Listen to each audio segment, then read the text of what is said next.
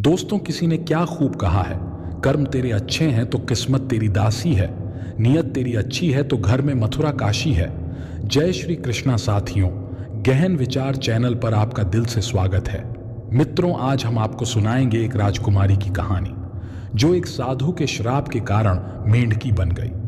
आज की कहानी बड़ी ही ज्ञानवर्धक और मोटिवेशनल है, तो चलिए चलते हैं कहानी की तरफ। साथियों, आप अगर सच्चे कृष्ण भक्त हैं तो हमारी वीडियो को लाइक और चैनल को सब्सक्राइब जरूर करें। एक राज्य में एक राजा रहते थे जिनके 3 बेटे थे। तीनों बेटे जब बड़े हुए तो बहुत ही सुंदर और लंबे चौड़े लगने लगे। राजा ने एक दिन सोचा कि क्यों ना उनकी शादी कर दी जाए, और इसी सोच को लेकर उन्होंने अपने मंत्री से बात की। मंत्री ने राजा को सलाह दी कि महाराज, तीनों ही राजकुमार अच्छे हैं और तीनों को ही राज्य चाहिए, तो कुछ ऐसा किया जाए कि तीनों की शादी हो जाए और सबसे अच्छे राजकुमार को राजा बना दिया जाए। आपके बाद उसे उत्तराधिकारी बना दिया जाए। राजा को यह बात अच्छी लगी। राजा ने एक धनुष वाली प्रतियोगिता करवाई जिसमें राजकुमार धनुष पर बाण चढ़ाकर तीर चलाएंगे और तीर जिस दिशा में जाकर गिरेगा उस दिशा के राजा की बेटी से उसकी शादी होगी। बस फिर क्या था, प्रतियोगिता के लिए एक दिन और समय तय कर दिया गया और तीनों राजकुमारों को बुलाया गया। राजकुमारों को प्रतियोगिता के बारे में अच्छे से समझा दिया गया। अब तीनों राजकुमारों ने अपने अपने धनुष पर बाण चढ़ाकर चलाया। बड़े राजकुमार का तीर पश्चिम दिशा के राज्य में जाकर गिरा और छोटे राजकुमार का तीर उत्तर दिशा के राजा के राज्य में जाकर गिरा। तीसरे राजकुमार ने जैसे ही बाण चलाया, अचानक उसका हाथ हिल गया और उसका तीर एक सरोवर में जाकर गिरा। राजा ने अपने सैनिकों को भेजा कि जाओ देखो तीर कहां कहां गिरे हैं और किस राज्य में गिरे हैं, और वहां के राजा से हमारे पुत्रों की शादी की बात करो। सैनिक चारों दिशाओं में तीर खोजने के लिए निकल गए। तीर ढूंढने के बाद सैनिकों ने वापस आकर राजा को बताया कि महाराज, दोनों बड़े राजकुमारों के तीर तो 2 अलग अलग राजाओं के राज्य में मिले और छोटे राजकुमार का तीर एक सरोवर में एक मेंढकी के मुंह में मिला। राजा मजबूर थे क्योंकि उन्होंने वादा किया था कि जिस दिशा में राजकुमारों के तीर जाएंगे उसी दिशा की राजकुमारी से राजकुमार की शादी होगी। राजा ने अपने वादे के अनुसार छोटे राजकुमार की शादी मेंढकी के साथ और दोनों बड़े राजकुमारों की शादी राजकुमारियों के साथ करवा दी। पहले के लोग अपनी बात के बहुत पक्के होते थे। अब तो छोटा राजकुमार बहुत दुखी और उदास रहने लगा और दोनों बड़े राजकुमार और उनकी पत्नियां छोटे राजकुमार का मजाक उड़ाने लगे। एक दिन राजा ने सोचा कि क्यों ना एक प्रतियोगिता करवाई जाए तीनों बहुओं में से सबसे अच्छी बहू चुनने के लिए। राजा ने अपने मंत्री से बात की। मंत्री ने सलाह दी कि तीनों बहुओं को परखा जाए। राजा ने कहा, सुबह तीनों बहुओं की अलग अलग रसोई होगी। जो बहू सबसे अच्छी खीर बनाकर खिलाएगी वही सबसे अच्छी बहू होगी, और तीनों बहुओं को प्रतियोगिता के बारे में बता दिया गया। छोटा राजकुमार अपने कक्ष में आकर परेशान होकर लेट गया। थोड़ी देर बाद मेंढकी उसके पास आई और उससे पूछा, क्या हुआ?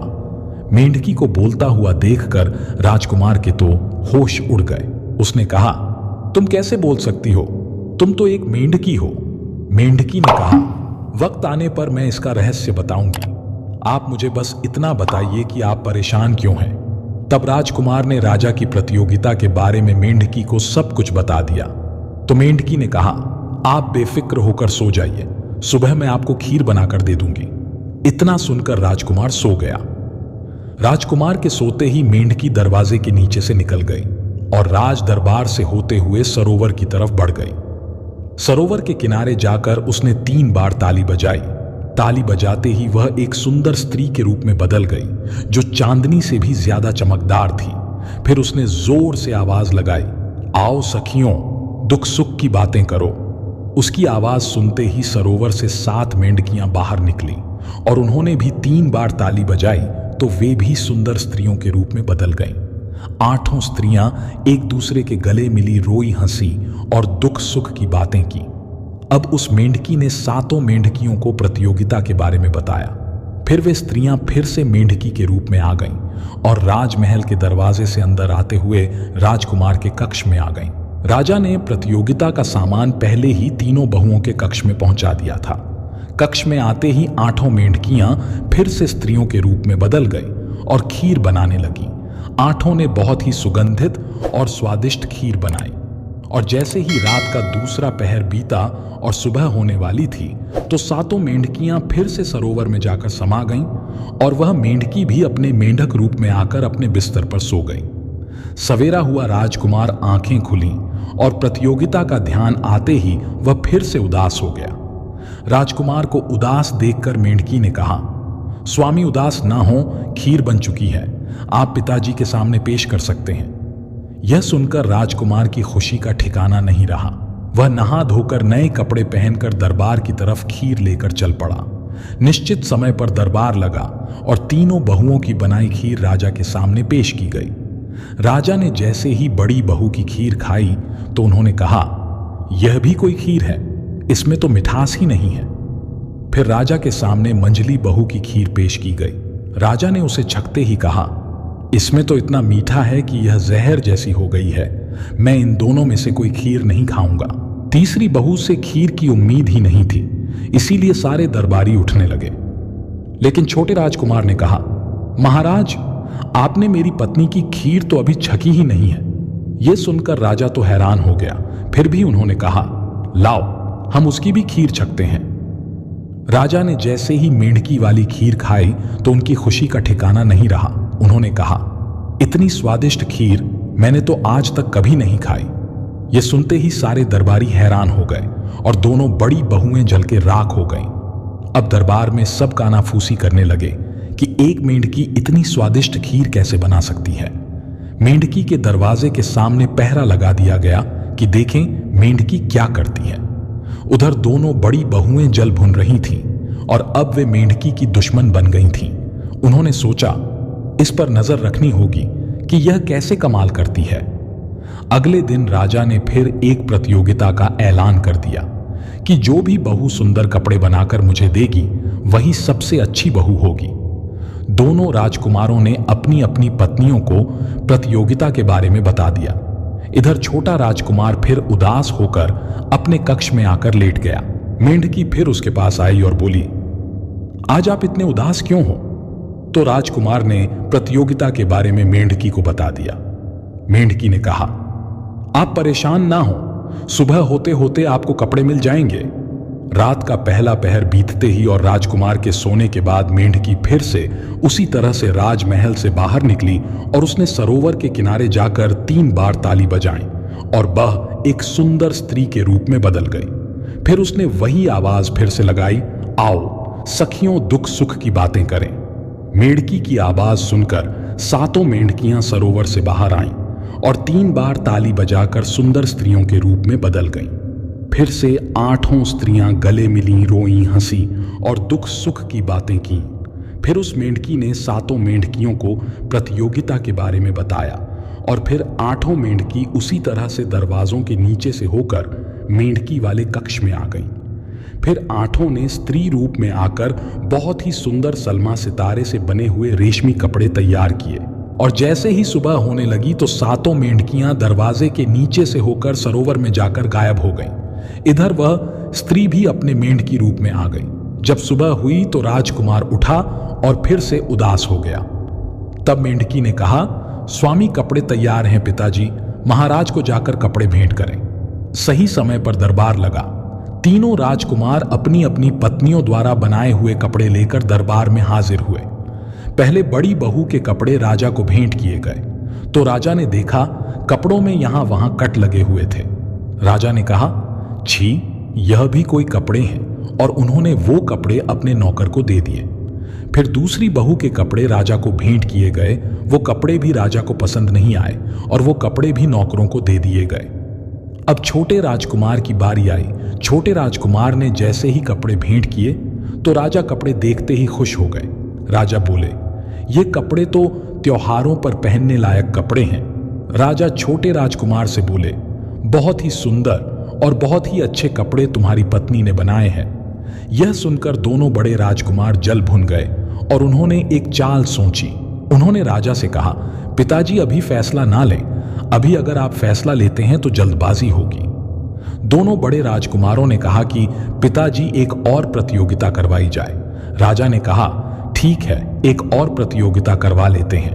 राजा ने कहा, कल दरबार में तीनों बहुओं में से जो बहू सबसे अच्छा गाना गाएगी वही सबसे अच्छी बहू होगी और उसी के पति को राजगद्दी मिलेगी।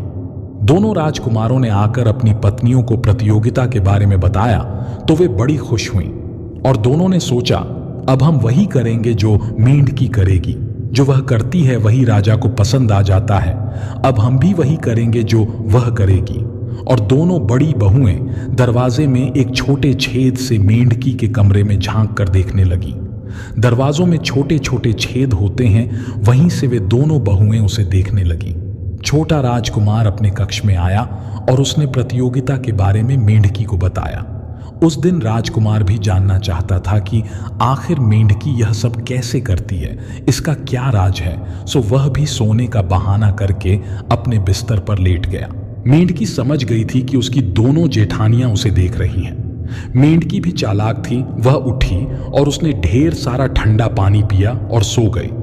दोनों जेठानियां यह देखकर चौंक गईं। यह क्या, ये तो ठंडा पानी पीकर सो गई। छोटी रानी ने कहा, नहीं, जैसा इसने किया है हम भी वैसा ही करेंगे। और दोनों बहुओं ने ढेर सारा ठंडा पानी पिया और सो गई। जब मेंढकी ने देखा कि खतरा टल गया है तो वह उठी और उसी तरह से राजमहल के दरवाजे के नीचे से होकर सरोवर के किनारे जा पहुंची।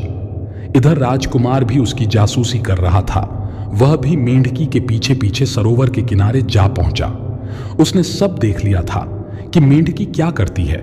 जैसे ही वह अपने असली रूप में आई और उसकी सखियां बाहर आईं, राजकुमार यह सब देखकर हैरानी से चिल्ला पड़ा। जैसे ही उन्होंने राजकुमार को देखा तो उन्होंने कहा, राजकुमार, आपको यह सब नहीं देखना चाहिए था, पर अब आपने देख ही लिया तो मैं आपको अपना राज बताती हूं। तब मेंढकी ने राजकुमार को बताया, राजकुमार, कुछ साल पहले मैं एक सुंदर राजकुमारी थी। एक ऋषि को हमने बहुत तंग कर दिया था। वह ऋषि सरोवर के किनारे तपस्या कर रहे थे और मैं अपनी इन 7 सखियों के साथ सरोवर में नहा रही थी। हमें पता नहीं था कि साधु यहां तपस्या कर रहे हैं। हम पानी एक दूसरे पर उछाल रहे थे और वह पानी बार बार साधु के ऊपर गिर रहा था, जिससे उनकी तपस्या भंग हो रही थी। साधु ने गुस्से में आकर हमें श्राप दे दिया कि जिस तरह तुम उछल कूद कर रही हो उसी तरह से तुम एक मेंढक बनकर पूरी जिंदगी उछल कूद करना और इसी सरोवर में रहना। यह सुनकर हमें बहुत दुख हुआ। मैं और मेरी सखियां बहुत रोईं गिड़गिड़ाईं और घर आकर हमने अपने माता पिता को यह सारी बात बताई। हमारे माता पिता ने भी ऋषि से माफी मांगी और हमें माफ करने की गुजारिश की। ऋषि को हम पर दया आ गई। उन्होंने कहा, जिस दिन कोई सच्चा आदमी तुम्हारे लिए अपने शरीर का कोई अंग काट कर उसका खून हमारी तपोस्थली पर चढ़ाएगा, उस दिन तुम अपने असली रूप में आ जाओगी। तब तक तुम हर रात कुछ समय के लिए अपने असली रूप में आया करोगी। ऐसा कहकर साधु वहां से चले गए और उसी दिन से आज तक हम एक सच्चे आदमी की तलाश में इस सरोवर में भटक रहे हैं। हम रोज रात को कुछ देर के लिए अपने इस स्त्री रूप में आते हैं और फिर मेंढक बन जाते हैं। इसी तरह हमारी जिंदगी कट रही है। यह सुनकर राजकुमार ने कहा, मैं तुम्हारे लिए अपना अंग काटकर चढ़ाऊंगा। राजकुमारी ने कहा, नहीं राजकुमार, मैं तुमसे बहुत प्रेम करती हूं और मैं तुमको अंग विहीन होता नहीं देख सकती। तब राजकुमार ने कहा, हे सुंदर स्त्री, मैं भी तुमसे बहुत प्रेम करता हूं और तुम्हारे बिना मेरा जीवन बेकार है और संयोग से मेरे एक पैर में 6 उंगलियां हैं और इस बात के लिए मैं अपने भाग्य को कोसता था। पर आज मुझे खुशी हो रही है कि अगर मैं अपने पैर की एक उंगली काट कर तुम्हारे ऊपर चढ़ा भी दूंगा तब भी मैं अंग विहीन नहीं होऊंगा। इतना कहकर राजकुमार ने अपने पैर की छोटी उंगली को काटकर ऋषि की तपोस्थली पर खून छिड़क दिया और उस स्त्री से कहा, अब तुम अपने असली रूप में कब आओगी? राजकुमारी ने कहा कि सुबह के पहले पहर से पहले मैं अपने असली रूप में नहीं आ सकती। ऐसा कहकर राजकुमारी फिर से मेंढक के रूप में बदल गई। 7 मेंढकियां सरोवर में चली गईं और राजकुमारी मेंढकी राजकुमार के साथ राजमहल में आ गई। आज की रात राजकुमार के लिए बड़ी खुशी की रात थी। जो राजकुमार अपने भाग्य को कोसता था, आज वह अपने भाग्य पर इठला रहा था। राजकुमार बार बार मेंढकी को देख रहा था कि वह स्त्री रूप में आई या नहीं। रात जैसे आंखों में कट रही थी। सुबह हुई और राज दरबार सजा और सब लोग राज दरबार की तरफ जाने लगे। दोनों बड़ी बहुएं भी अपने पतियों के साथ राज दरबार में पहुंच गईं। छोटा राजकुमार भी मेंढकी को टोकरी में रखकर राज दरबार में पहुंच गया और बार बार टोकरी की तरफ देख रहा था कि मेंढकी स्त्री रूप में आई या नहीं।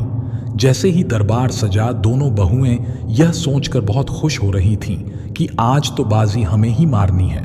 हमने वही किया है जो मेंढकी ने किया है। पहले बड़ी बहू का नंबर आया। जैसे ही गाने के लिए उसने मुंह खोला, शाम को ठंडा पानी पीने की वजह से उसका गला बैठ चुका था। उसके गले से आवाज ही नहीं निकल रही थी। दूसरी बहू की बारी आई। दूसरी बहू का भी यही हाल था। सारे दरबारी ठहाका लगाकर हंसने लगे। अपना मजाक उड़ता हुआ देखकर दोनों बहुएं अपने सिंहासन पर जाकर चुपचाप बैठ गईं। अब क्या था? राजा ने कहा, क्या प्रतियोगिता यही खत्म करें, क्योंकि मेंढकी से तो गाने की कोई उम्मीद ही नहीं है। इस पर राजकुमार ने कहा, नहीं महाराज, जब आज तक मौका दिया है तो आज भी मौका दिया जाए। सभी दरबारी कानाफूसी कर रहे थे कि अब क्या यही दिन देखना बाकी रह गया है कि मेंढकी गाना गाएगी। तभी अचानक से टोकरी के पास एक प्रकाश फैला। इतना तेज प्रकाश कि सबकी आंखें बंद हो गईं और मेंढकी एक सुंदर स्त्री के रूप में बदल गई। सब लोग एक ताक उसे देखते रह गए। इतनी सुंदर कन्या उन्होंने आज तक कहीं नहीं देखी थी। वह कन्या राजा के सामने आई और उसने दोनों हाथ जोड़कर प्रणाम किया और गाने की अनुमति मांगी। राजा ने आज्ञा दे दी।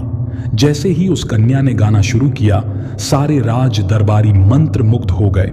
ऐसा गाना उन्होंने आज तक कभी नहीं सुना था। गाना खत्म हुआ और सारे दरबारी उसके गाने में खो गए थे। तालियों की गड़गड़ाहट से सबने उसके गाने की तारीफ की और सबने उस कन्या की बहुत प्रशंसा की। राजा भी उससे बहुत खुश हुए और उस राजकुमारी से उसके मेंढकी होने का राज जाना।